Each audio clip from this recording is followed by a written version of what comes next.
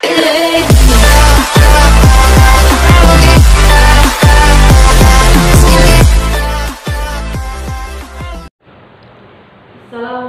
warahmatullahi wabarakatuh. Halo anak-anak, bertemu lagi dengan Bu Fauzia di semester 2 kali. Ibu akan memberikan pembelajaran pada kalian. Mari simak pembelajaran berikut ini.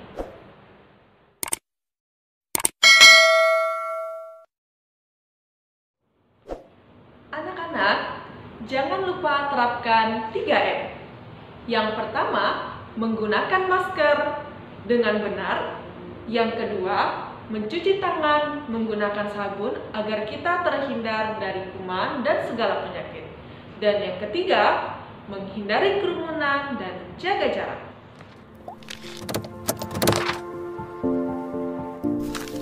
Baiklah anak-anak, sekarang kita belajar teman 8, lingkungan sahabat kita, subtema 1, manusia dan lingkungan. Tujuan pembelajaran yang kalian dapatkan, kalian mampu mengetahui beberapa seni rupa daerah dan juga kalian mampu mengenal batik Indonesia. Seni rupa daerah Indonesia.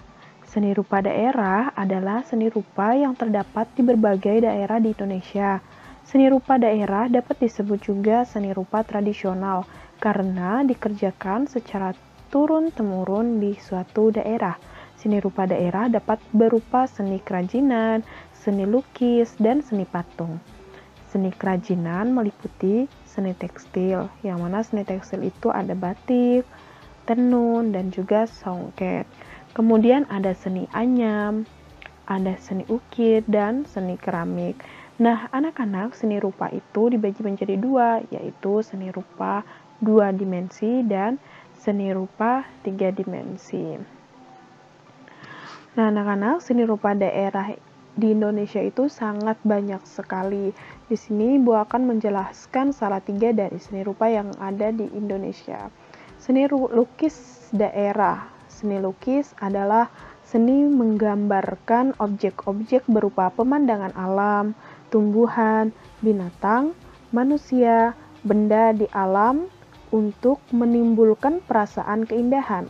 Seni lukis daerah mengandung nilai-nilai budaya yang berkembang di suatu daerah. Salah satu seni lukis daerah yang terkenal adalah seni lukis Kamasan yang berasal dari Bali. Seni lukis Kamasan merupakan seni lukis klasik yang biasanya bertema kisah pawayangan, kehidupan bangsawan, dan dongeng binatang. Kemudian seni patung daerah. Seni patung adalah seni membuat bentuk manusia atau binatang dengan bahan yang lunak atau bahan keras.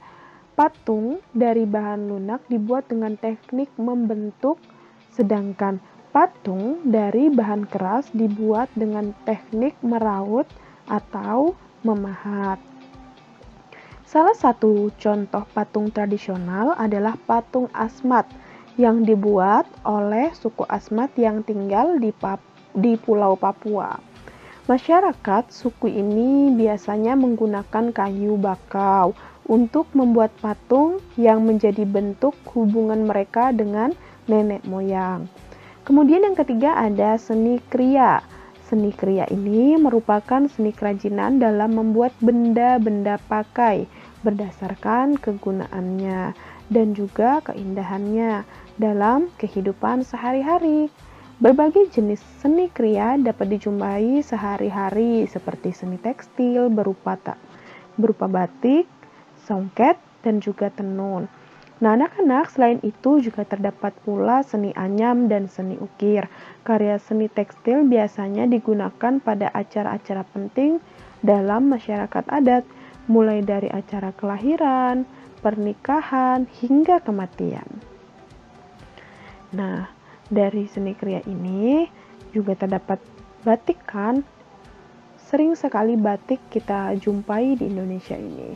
Nah, maka di sini kalian bisa membaca pada buku tema 8 halaman 178 sampai 179 tentang mengenal batik Indonesia.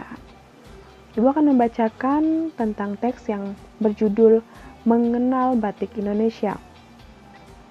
Batik di tanah air dibedakan menjadi dua, yaitu batik klasik, yang mana batik klasik ini ada batik Surakarta dan Yogyakarta, dan batik pesisir. Motif batik klasik dianggap masih asli atau belum terpengaruh budaya asing, lain dengan batik pesisir yang telah banyak terpengaruh budaya asing. Keunikan batik klasik yaitu motifnya lebih condong pada motif-motif geometris, pewarnaan yang kalem, serta lebih condong pada warna-warna gelap seperti coklat, hitam, biru tua, dan merah marun. Keunikan yang lain yaitu adanya makna simbolis yang terkandung dalam motif hias batik klasik. Makna simbol itu kebanyakan berupa doa atau harapan yang baik-baik terhadap pemakainya. Sebagai contoh, motif grompol pada batik Yogyakarta. Motif ini digunakan oleh mempelai pengantin saat upacara pernikahan. Motif grampol berarti berkumpul atau bersatu. Adapun kandungan makna motif ini yaitu doa atau harapan agar rezeki, keselamatan, kesejahteraan, dan segala yang baik-baik berkumpul untuk mempelai berdua. Motif dengan kandungan makna serupa terdapat pada motif Sidomukti dari Surakarta. Motif ini juga dikenakan mempelai pada upacara pernikahan. Sido berarti jadi atau terus-menerus, dan mukti berarti hidup berkecukupan. Jadi kandungan makna motif Sidomukti ialah harapan atau doa agar pengantin dapat hidup berkecukupan. Teknik pembuatan batik klasik tergolong unik. Batik klasik dibuat dengan canting, tulis, dan bahan perintang yang disebut malam atau lilin batik. Pada proses membatik dengan canting, tulis, sebelum memulai perintangan, pola atau motif digambar terlebih dahulu di atas kain. Kemudian motif ditutup malam.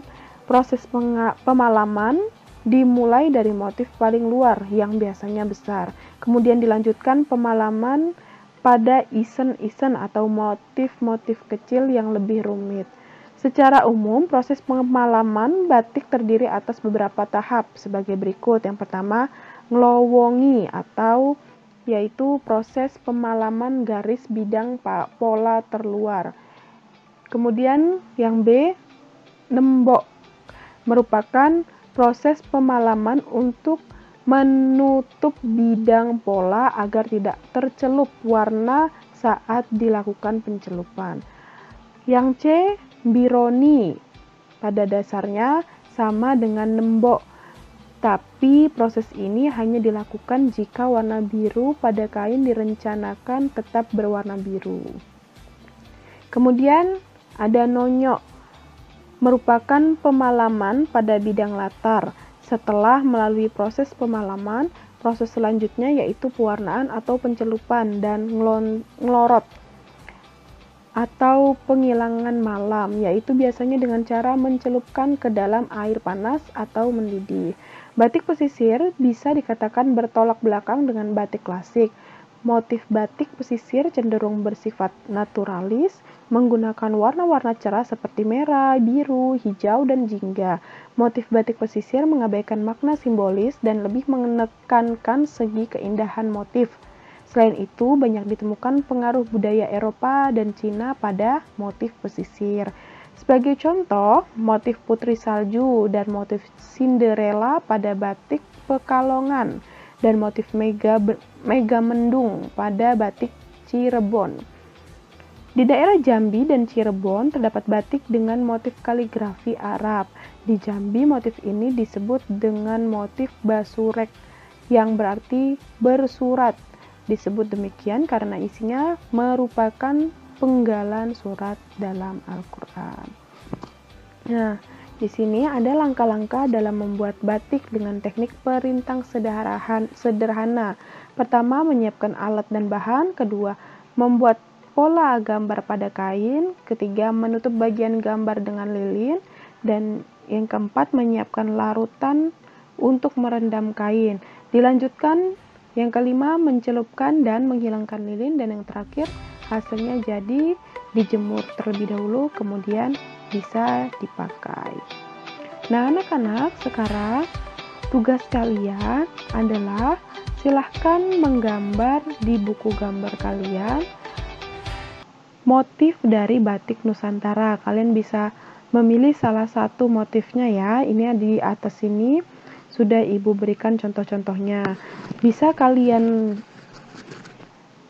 gambar sesuai dengan contoh yang Ibu berikan atau di luar dari yang Ibu berikan ini. Anak-anak, cukup sekian ya pembelajaran hari ini. Semoga bermanfaat dan terima kasih.